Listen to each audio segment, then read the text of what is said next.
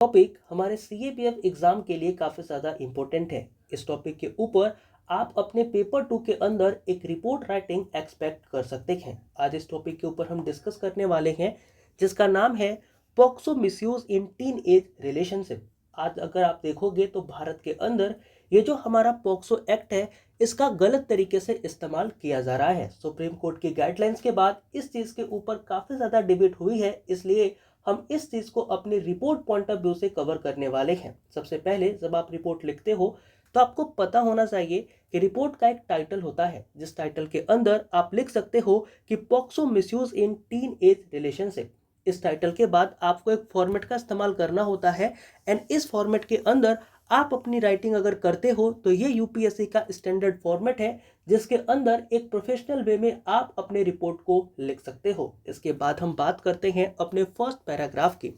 देखो, अपने first paragraph के अंदर हम बात कर सकते हैं कि आखिर ये जो पॉक्सो है ये पॉक्सो है क्या। हमें पता लगेगा कि जो पॉक्सो है इसका मतलब है protection of children from the sexual offences. इस एक्ट को लाया गया ताकि हम टीन एज रिलेशनशिप को क्या कर सके, बचा सके और टीन एजर को सेक्सुअल असॉल्ट होने से भी बचा सके। लेकिन ये जो टीन एज का रिलेशनशिप है इस पॉक्सो एक्ट की वजह से काफ़ी ज़्यादा डिबेट में आ गया भारत के अंदर। ऐसा क्यों हुआ, बिकॉज आपको पता लगेगा नेक्स्ट वाली लाइन के अंदर। लेकिन आपको मैं ये बता दूं कि ये जो हमारा एक्ट है जिसको हम पॉक्सो एक्ट कहते हैं इसको इसलिए लाया गया था ताकि जितने भी माइनर हैं उनको सेक्सुअल अब्यूज़ होने से बचाया जा सके और कोई भी पर्सन जिसमें कि एक माइनर का इस्तेमाल करता है और किसी भी सेक्सुअल एक्टिविटी को करता है तो उसे क्रिमिनलाइज किया जाता है बाय दिस पॉक्सो एक्ट। बस उस बच्चे की उम्र जो है वो 18 साल से कम की होनी चाहिए। अब हम बात करते हैं कि ये पॉक्सो जो है इससे रिलेटेड हमारे पास डेटा क्या कहती है। हमसे डेटा कहती है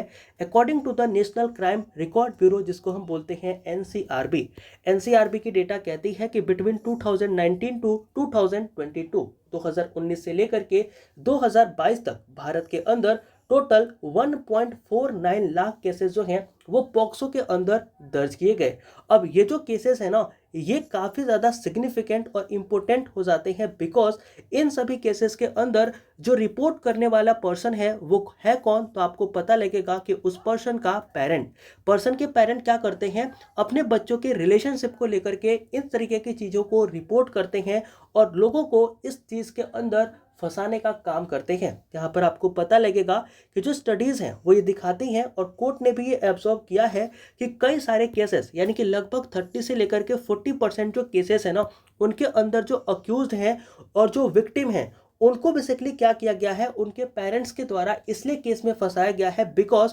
वो उनके मर्जी के बिना रोमांटिक या फिर अदर एक्सप्लॉइटेड तरीके से क्या होते थे, उनके साथ रिलेशनशिप में थे। मतलब कोई एक टीन एजर पर्सन जो कि रिलेशनशिप में था तो उसके फादर के द्वारा, उसके पेरेंट्स के द्वारा क्या किया जाता था, not only father, my mistake, गलती है भाई, माफ़ कर देना, ठीक है। तो यहाँ पर क्या है कि जो उनके पेरेंट्स हैं उनके द्वारा क्या किया जाता है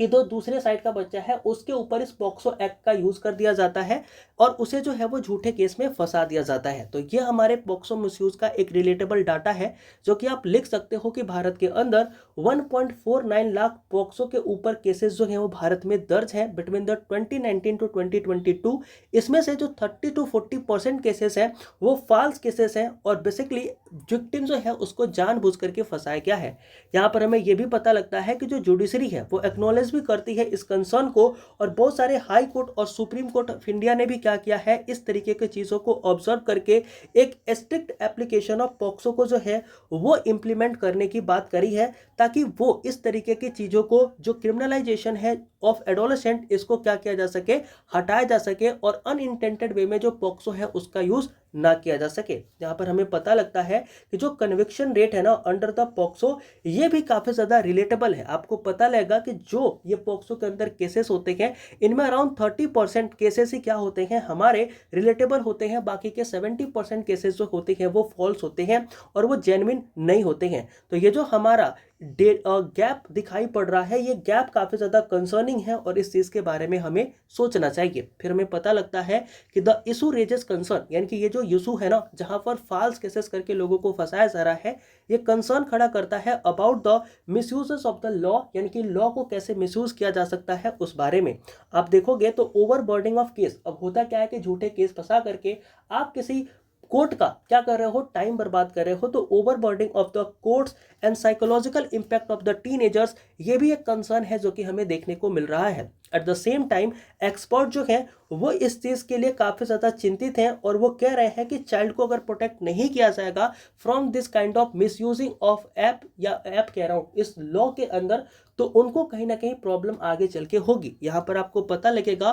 कि there is a growing demand for non stand reform, यानी कि इस पॉक्सो एक्ट के अंदर कुछ रिफॉर्म्स की जो है वो काफी ज्यादा बात हो रही है, including the age gap provision and better judicial description, मतलब कि यहां पर जो बेटर जुडिशियल है वो हो पाए, और एज गैप प्रोविजन को लेकर के जो गवर्नमेंट है उससे यहां पर डिमांड करी जा रही है कुछ रिफॉर्म के बारे में। A balanced approach is essential to protect the minor from the abuse while avoiding criminalisation of consensual adolescent relationship, मतलब कि ये है कि यहां पर एक बैलेंस अप्रोच की नीड है जिससे कि हम माइनर्स को क्या कर सके, अब्यूज होने से बचा सकें, और इस तरीके के लॉज का जो क्रिमिनलाइजेशन किया जा रहा है इसको भी हम प्रोटेक्ट करके जो एडोलेसेंट है इनके रिलेशनशिप को भी प्रोटेक्ट करके रख पाए। अब ये जो पूरा का पूरा टॉपिक है, आई होप कि अभी आपको समझ में आया होगा कि ये इंपॉर्टेंट क्यों है। So again I am telling कि ये टॉपिक काफी इंपॉर्टेंट है, तो इस बार आप इसकी पीडीएफ जो वो हमारे टेलीग्राम से पढ़ सकते हैं। टेलीग्राम के ऊपर इस रिपोर्ट की पीडीएफ आपको मिल जाएगी। I hope and I believe each and everything that I discussed will clear to all of you. अगर क्लियर है तो एक बार लाइक कर देना, कमेंट अच्छा सा करके, एंड देन वीडियो को आप लीव कर सकते हो। मिलते हैं नेक्स्ट वीडियो में, तब तक के लिए सभी को जय Hind and thank you for attending the class.